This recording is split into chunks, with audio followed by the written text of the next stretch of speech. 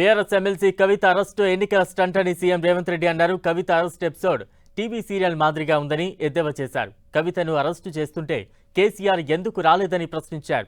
ఇప్పటి వరకు కేసీఆర్ ఎందుకు మాట్లాడలేదని ప్రశ్నించారు. మోదీ కేసీఆర్ చీప్ పాలిటిక్స్ చేస్తున్నారని ఫైర్ అయ్యారు.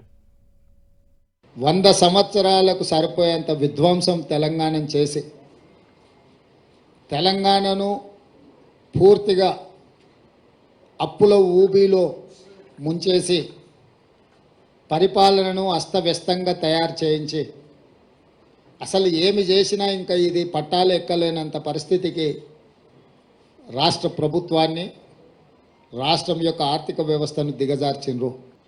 ఈ లిక్కర్ స్కామ్కు సంబంధించి కూడా కేసీఆర్ కుటుంబము బీజేపీ ప్రభుత్వం నిరంతర ధారావాహికంగా టీవీలలో ఒక సీరియల్ను తలపించే విధంగా నాటకాలకు డ్రామాలకు తెరలేపినరు. ఇన్ని సంవత్సరాల నుంచి కొనసాగుతున్న ఈ డ్రామా నిన్న అరెస్టు డ్రామాతో పతాక స్థాయికి వచ్చింది.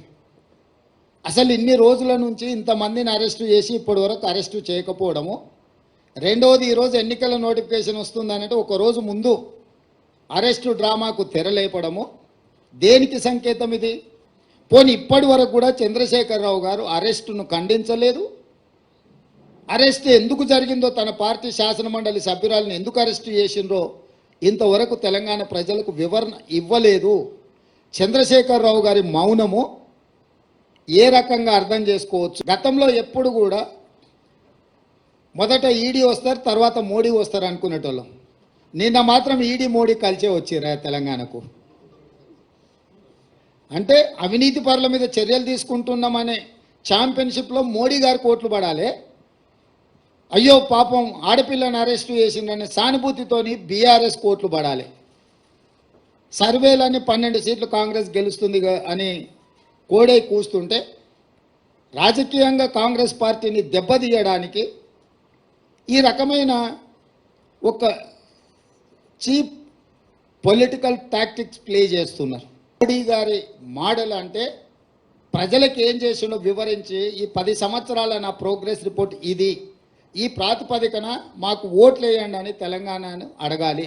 తెలంగాణ రాష్ట్ర ఏర్పాటు ప్రక్రియనే అవహేళన చేసి చట్టసభలలో మాట్లాడి రాజ్యసభలో లోక్సభలో తెలంగాణను అవమానించిన మోడీ గారికి తెలంగాణ రాష్ట్రం గురించి మాట్లాడడానికి, తెలంగాణ అనే పదం పలకడానికి కూడా వారికి అర్హత లేదు.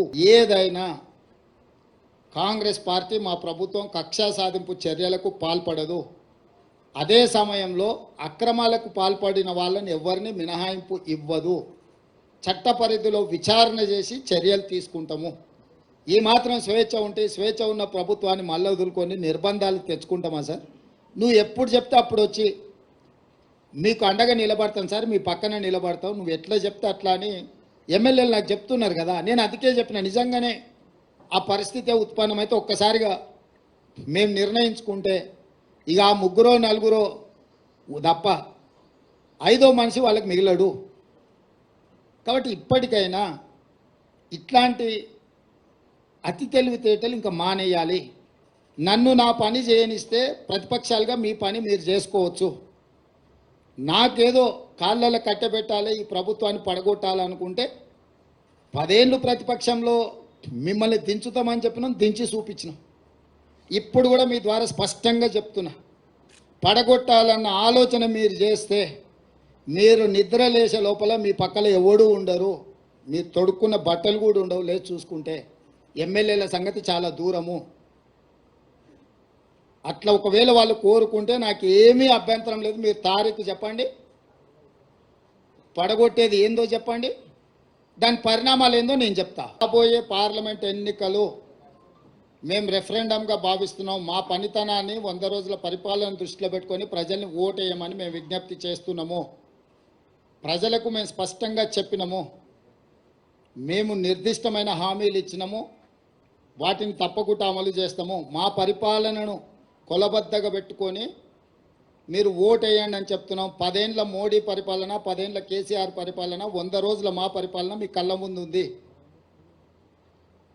ఈ మూడిటిని విశ్లేషించి మూడిటిని దృష్టిలో పెట్టుకొని ప్రజల్ని ఓటేయండి, ఇది మా ప్రభుత్వానికి రెఫరెండమే.